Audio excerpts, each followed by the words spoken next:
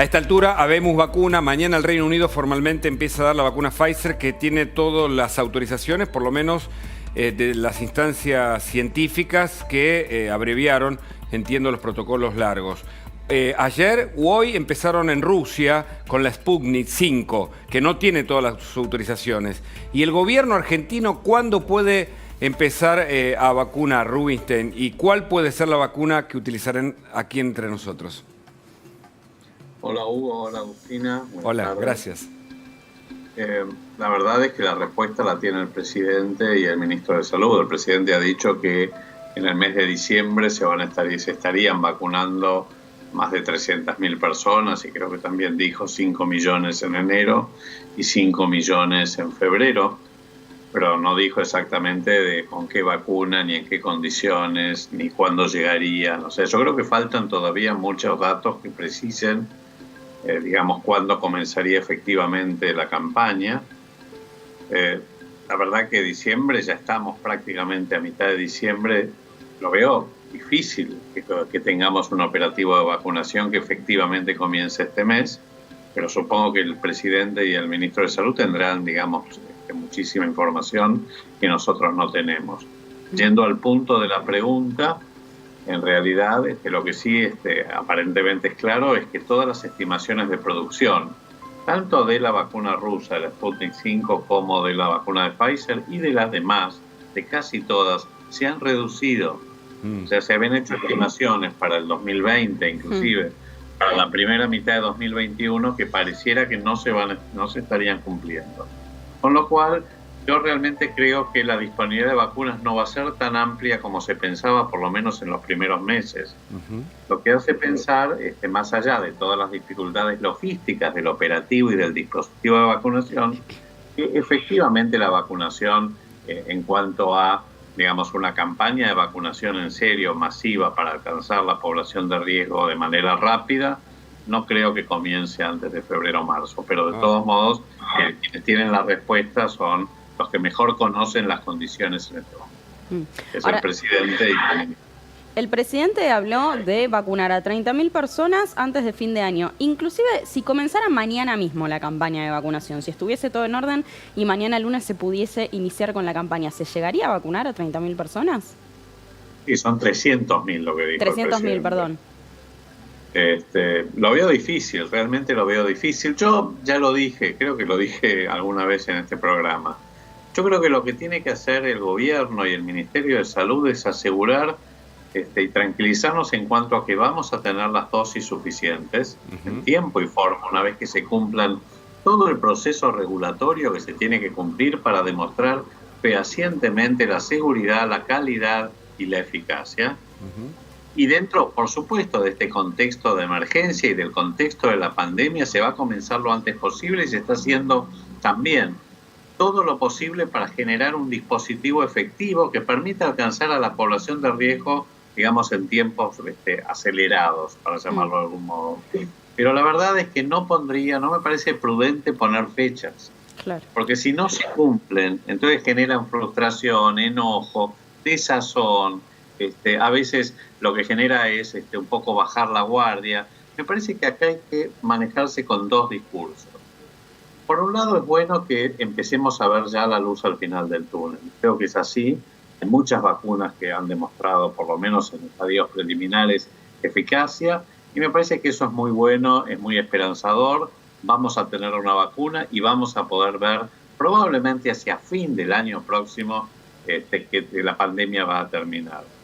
Pero creo que tenemos que seguir con la guardia muy alta respecto a las medidas de higiene y prevención. Porque si empezamos a solo confiar en la vacuna como una solución inmediata, como una solución rápida, como una solución mágica, entonces vamos a desatender las cosas que tenemos que seguir haciendo para evitar el recrudecimiento o una segunda ola. Claro. Rubinstein, hubo un cambio último momento, por lo que pude saber, en Gran Bretaña. No empiezan por el personal de salud, sino por los mayores de 80 años y el personal que los cuida, porque entienden que ya no es una enfermedad respiratoria, sino que es una enfermedad circulatoria. Y allí, esto es lo último que pude averiguar para preguntarle, ¿puede pasar lo mismo en la Argentina? ¿Por dónde van a empezar a vacunar aquí? En realidad la población de mayor riesgo claramente son los ancianos y particularmente los ancianos institucionalizados. Así que esa es la población que se muere.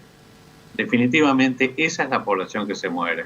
Entonces, de algún modo la vacunación va a tener como primera consecuencia, y espero que lo rápida, la caída de la mortalidad, de la letalidad, y recién después la caída de los contagios.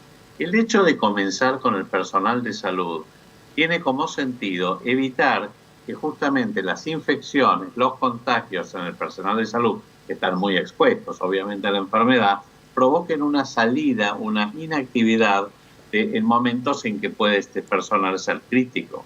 Claro. Lo que también se ha visto es que con la mejor preparación de los sistemas de salud, y esto se está viendo en la segunda ola en Europa, que a pesar de un enorme número de contagios, y si bien los sistemas empiezan a estar tensionados, no tiene nada que ver con lo que ocurrió en la primera ola en febrero-marzo.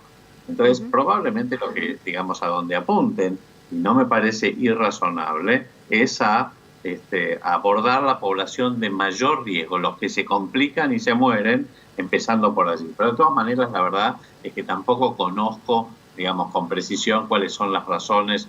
No son más bien razones epidemiológicas, ¿sí? Son razones probablemente más clínicas las que determinan que se comience con esta población. Claro.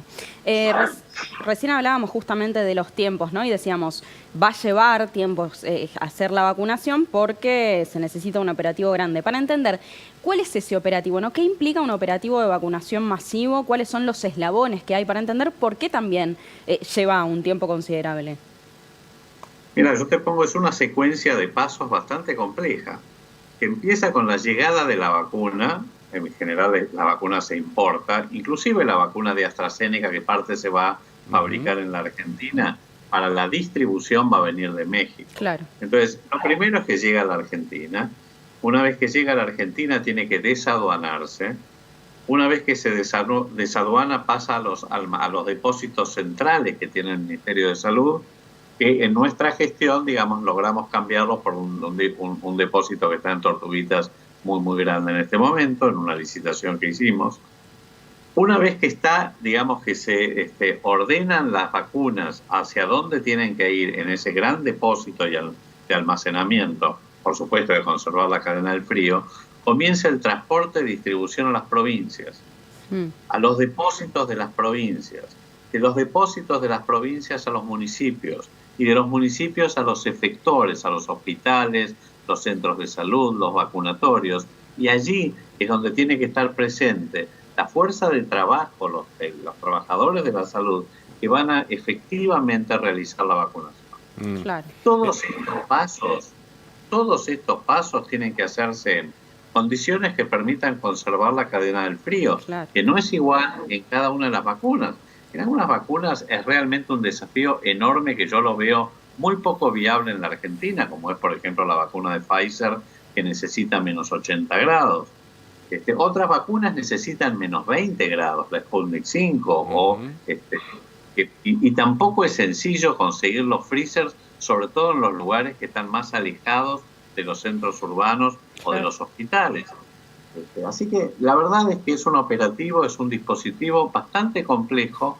Yo tuve, creo que también lo comenté, yo tuve, digamos, que hacer la campaña de intensificación y refuerzo del sarampión a finales del 2018, que teníamos que llegar en 2 meses a 3 millones de chicos. Y la verdad es que si bien lo logramos hacer, llegamos al 92%, en realidad que es una cifra bastante alta en el caso del sarampión, fue logísticamente muy difícil. Claro. Con lo cual, llegar a 12 millones, como se pretende llegar ahora, sobre todo para, digamos, vacunar a toda la población de riesgo, es realmente un desafío logístico enorme, que no se va a poder hacer en 2 o 3 meses. Veremos cómo la Argentina lo maneja. Ahora, hay un montón de teorías dando vuelta, pero se lo quiero preguntar porque de algún modo es educación que podemos hacer a través de usted.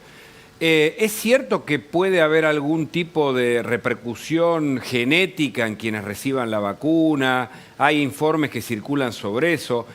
¿Cuáles son los efectos colaterales que pudiera saberse hoy que tiene la vacuna?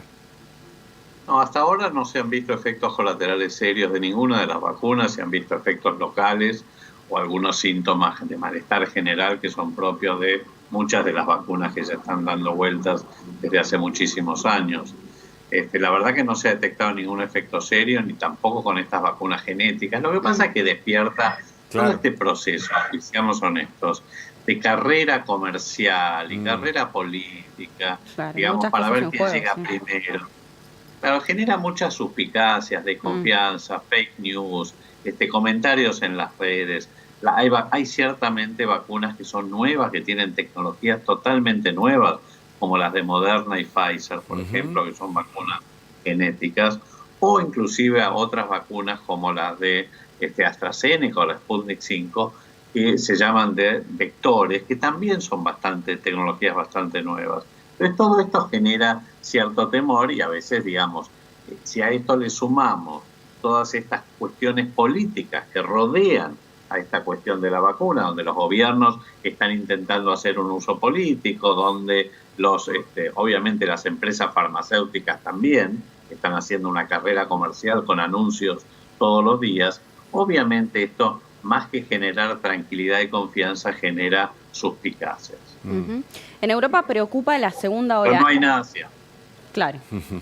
Le decía, en Europa preocupa la segunda ola. ¿Es evitable una segunda ola acá? Yo creo que no, creo que vamos a tener una segunda ola, probablemente hacia abril, mayo. Seguramente también creo que va a ser una segunda ola más suave que la que ha tenido Europa por dos razones. La primera es porque hemos tenido una meseta con un altísimo número de casos durante mucho tiempo. Y esto es una diferencia muy grande con Europa. Europa tuvo un pico y una caída bastante rápida. En 2 meses tuvieron el pico y la caída. Nosotros estuvimos 6 meses en una meseta alta y recién desde hace 1 mes y medio la cosa comenzó mejorando. Claro. Eso por un lado, lo cual probablemente implique que haya una muy alta proporción de la población que ha sido contagiada y que no lo sabe, porque la mayoría de los casos son asintomáticos o muy levemente sintomáticos. Esa es una razón.